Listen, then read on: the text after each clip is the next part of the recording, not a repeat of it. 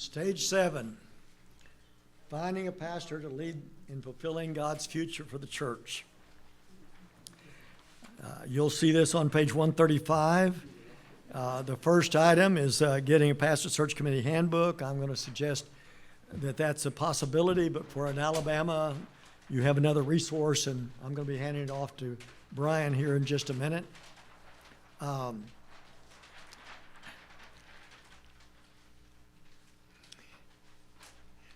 Finding a pastor, a church and a pastor coming together is a remarkable God thing. Because as I tried to explain to church committees is that there are going to be some people out there that are convinced that they will be the next pastor of your church. And there will be people that you as a committee are convinced they should be the next pastor, but they don't know that. And so it's that intersection that God creates between a committee sensing this is the right person to recommend to the church and that person sensing this is the right place for my ministry. That's amazing work of God, isn't it? Now, the challenge is, and with this process, you can minimize this possibility, but let me give you an example. Patty and I have been married 63 years.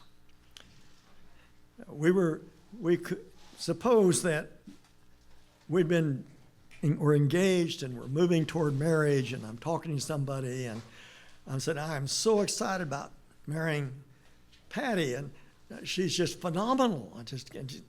Now, when we get married, there's a few things that I'll be able to fix about Patty. And Patty's over here telling someone, Henry is phenomenal. I'm just so glad that we're getting to get married. But now when we get married, there's a few things that I'll be able to fix. How's that going to work? It's scary, isn't it? Now stop and think, though, how often search committees are going to a pastor and saying, our church needs some fixing. And so we're glad that you can be able to do that. How's that going to work? It's not going to work any better than if Patty and I were going into marriage, trying to fix each other. Now, after 63 years of marriage, Patty and I are different people. And the primary human instrument that God has used in each of our lives in that change process has been Patty for me, me for Patty.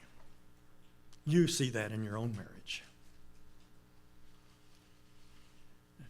What the search committee has to understand is they're finding somebody that loves the church exactly where it is now. And they're finding a pastor exactly where he is now. And 5 and 10 and 20 years down the road, the church and the pastor will be different, but they'll be different as they've gone together. Otherwise, it's a disaster. Now, often I take this time to be able to talk about the Pastor Search Committee Handbook, but in Alabama, you have an incredible service. Bryan is available and skilled to be able to train pastor search committees. You don't have to become skilled to do that.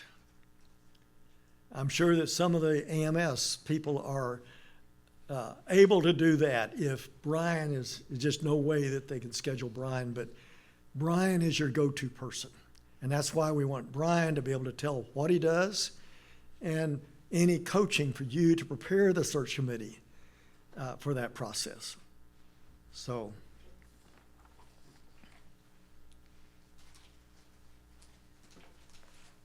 thank you all again for honoring us by being here, for giving of your time, your resources. Thank your churches for allowing you this time. And certainly I thank the Lord for what you have been doing throughout your ministry, what you're doing now, and what you're going to do in the future. So if there are ways in which we can be of help, we stand ready to do that. Obviously, if you did not give through the cooperative program, we couldn't provide opportunities like this at this kind of a low cost, I think. So just thank you. That all makes this possible. it makes training for search committees possible. I don't know, hadn't counted them all up in the 2 years I've been here doing this, but sometimes it's one a week, sometimes it's two, might have been three a few times. And that can be anything from the pastor himself, senior pastor, to children's minister, to student, to executive pastor, you name it, we're there. And I try to always go to where the people are. I don't ask them to come to me. If they tell me they meet on Monday night, I say, I'd like to come at the time your committee's already committed, because I realize that they are giving a huge amount of their time away from their families. So to schedule it on another night, I can just hear the family going, Dad, where are you going tonight? Well, I've got another church meeting. So we try to do it at their timetable. I've had some that say Sunday afternoon works for them. If the pastor's there trying to help because it's someone he's looking to bring in, that's a rough day for him. So Sundays and Wednesdays are not the ones I immediately just say, sure, do it on that. But if they say that's the only time we can all get together, that's what we do. So in leader care, there's about several prongs, but one of them is training committees. One of them is help to encourage deacons, whether that's a deacons meeting, whether that's a half-day retreat, that type thing. And then a third thing is conflict resolutions. I'm just telling you those are the things that happen, mediation. If you in your churches see conflict coming and you can get some help before the building burns down, that helps. Sometimes we don't get a call until it's so bad that we still meet with both parties. But oftentimes, God can do anything, but the people have got to be willing. And sometimes the breach is so wide that it's just very tough. One thing I try to bring to this, I was in sales for 13 years and then was called into full-time ministry, and been doing ministry since 1996. And I can see that people, as we've already said, are the most important. Now, the call comes from God, but if you don't love people, you're not going to, I don't know how you stay in ministry. And, people are always a little different. And so I'm going to take just a few minutes. We're going to get out early. We probably will be out by 4 today. So just I'm going to take the mic like this. I'm not making fun of a person. I just want to share something that always brings me back. And right now, this time of day, we might need to kind of get fired up about it, chuckle a little bit. The first church I pastored, rural country church, lived in the pastorium. Now, that's after living 13 years in sales and doing that and leaving, selling the house, coming to the pastorium. And my wife was there on the first week, and she called and she said, Bryan, there's a man at the back door, and he says he wants to meet you. Well, this gentleman just kind of slid in with his truck, and he said, and this is the way he talked, not making fun of him, because you'll see how much I love him. He said, you the preacher's wife? And she said, yes, my name's Jean. Oh, hey, Jeannie, how you doing? I'm doing fine. And said, well, where's the preacher? I said, he's across the street at the church. Well, I want to go talk to him. This is my wife, Jill. Jill, say hello. This is Jeannie. Jean said, hello. Jill goes, hello. And so she sends him across the church, calls me immediately, said, there's a man coming. He's got on these coveralls. He pulled in a white truck kind of fast, and said, he also told me that those guys that had come earlier that I called you about, the inmates, they had been cleaning up on the street, out there in the country on one of those county roads, and they saw this gentleman, and he said, well, we got a pastorium over there. It's got a water hose. Just go over there and get you a drink. I know it's hot out here. It's July. Just go get you a drink. So she had already met the inmates at the back door and didn't know what was going on. Of course, it was just him being hospitable. So he comes down the hall, and he said, hey, you the new preacher here? I said, yes, sir. What's your name? I said, I'm Bryan Blass. Well, hey, Bryan, this is my wife, Jill. Jill, say hello. Jill said, hello. And so he said, I just want to let you know that I'm going to be here to support you, and I'll be here to help you any way I can. He said, "You know these people?" I said, "Well, I just gotten here. You just been here a week." He said, "Some of them going to get really under your skin. I'm just telling you, they will."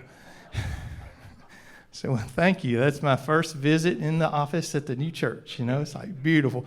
He said, "I'm telling you, some of them, I can't say what I think, but some of them, it's not easy."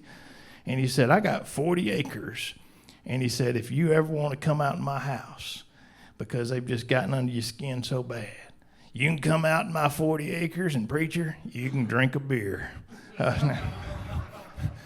Doug, cut the tape. Cut the tape at this point. This is not to go any further, Doug. Thank you very much. And I said, his name is Griff. I said, "Griff, I had never had any drink, so I hadn't had a beer. I'm not going to start now, at the church." "Well, you know what I mean. I don't really think he drank. I don't know what his purpose, but what he really was trying to say, I'm trying to tell you, if you need somebody, I'm here for you." That's really what he was trying to say. But he did take it one step further. He said, "Well, if you're not going to do that, let me tell you something, preacher. I got 40 acres down there, and did I tell you about my 40 acres and the hogs?" I said, "Yes, sir. I heard you had some hogs." And he said, "Well, again, when they really get bad, when they really get under your skin, you can come run naked through the woods if you want to." I said, "Wow, where, Lord, I followed the call. Where have you sent me?" But Griff, went to visit Griff many times. Said he started smoking at age 14. He would be rolling cigarettes. It got so bad in the house that I just said, "I'll come visit you, but we got to go outside," because I couldn't see him. It was that much smoke going on. He had a dog named Patches. It was one of those Dotson wiener dogs, I call them. And he would always come up on the couch and lick me in the ear and all that. And the preacher, he'd say, "Pat," dog's name was Patches. "Patches, leave the preacher alone." And then Jill had made a pineapple upside down cake one day. And he said, "You got to go get some, preacher. She'll be upset if you don't take the cake." Well, it was leaning about like this, had big sticks stuck through it. Well, that's because Patches had been up there, up on the counter. "Take a big piece, preacher. You got to take a big piece. You'll be upset." I took a big piece. I can't say I ate all the big piece, but he started coming to a 5 a.m. prayer group on a Monday morning, and he said, I'm tired of this smoking. I want to stop." So we started praying and asking God to do what only God could do, and he put him down. I'm not putting down Patches and other not the dog Patches, but nicotine patches and other things. But God delivered him. Now, at that point, he had to go to oxygen. So he would sit on the back row with his oxygen coming to his nose, and we had a wood floor. We had a trio sing one time, and I was singing a lower part, and some of the other guys were singing high. When we finished, I said, "Now, if you were singing that high part like that guy, you'd need some oxygen." Well, he beat that thing on the wood. He said, "Preacher, I got the oxygen right back here. If y'all need it, just come on down here."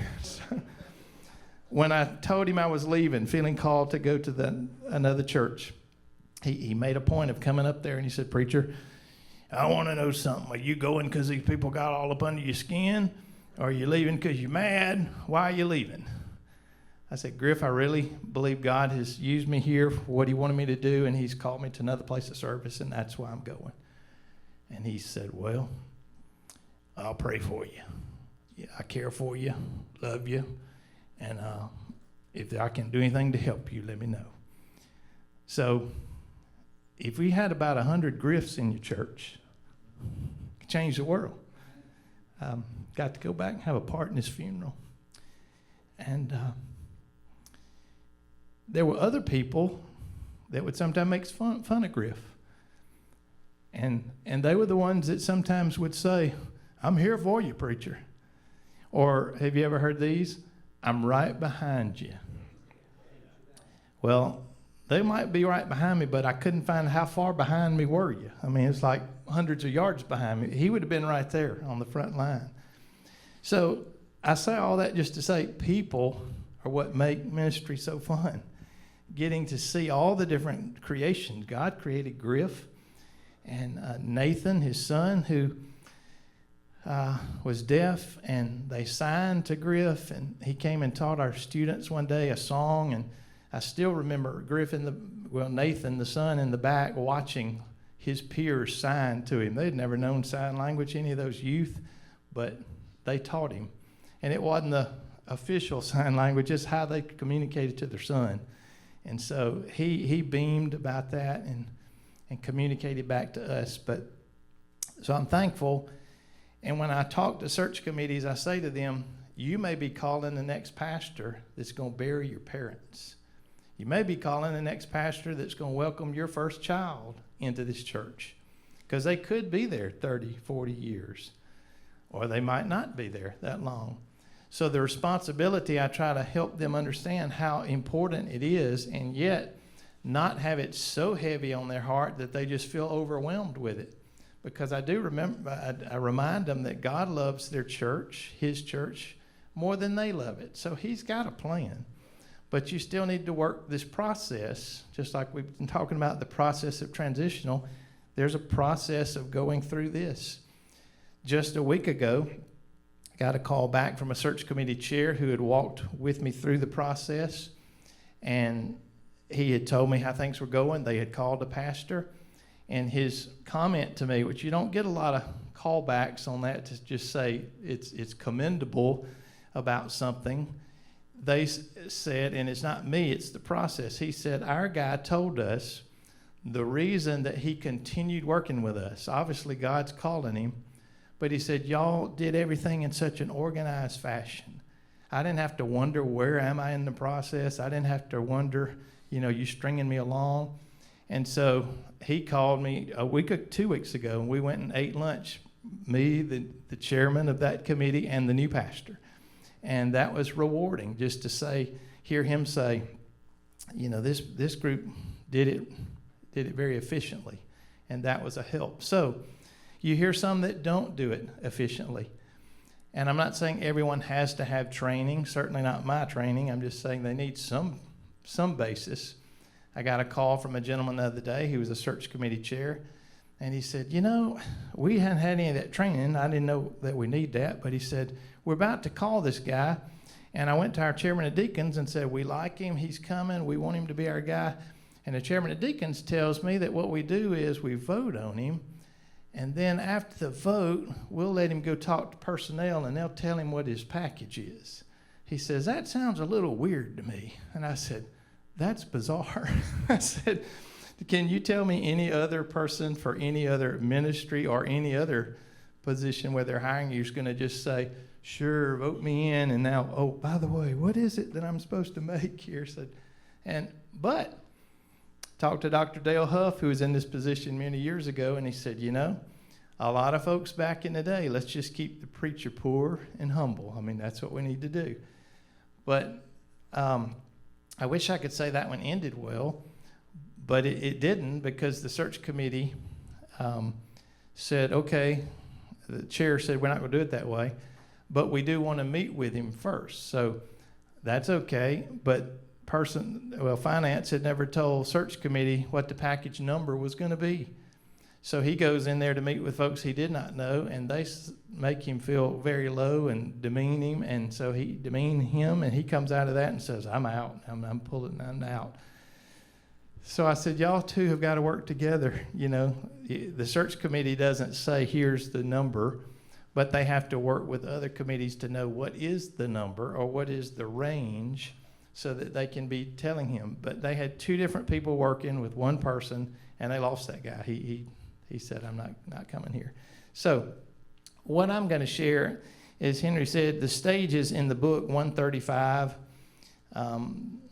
they're great steps right there.